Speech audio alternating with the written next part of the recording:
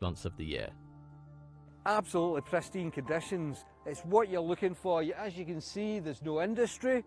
There's maybe a couple of houses. So they're feeding on the best possible feed that you could want. The water that you're growing the oysters in, again, I can't stress enough at how good it is. In heavily populated areas, you run the risk of norovirus as well as other things in the water.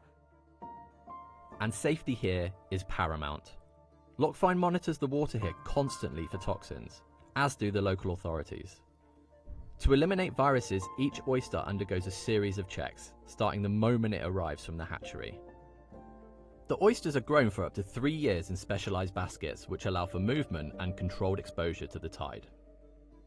These are called SEPA baskets. When the tide comes in, that actually moves these baskets. That'll gently just knock off any excess growth that we've got in the oysters.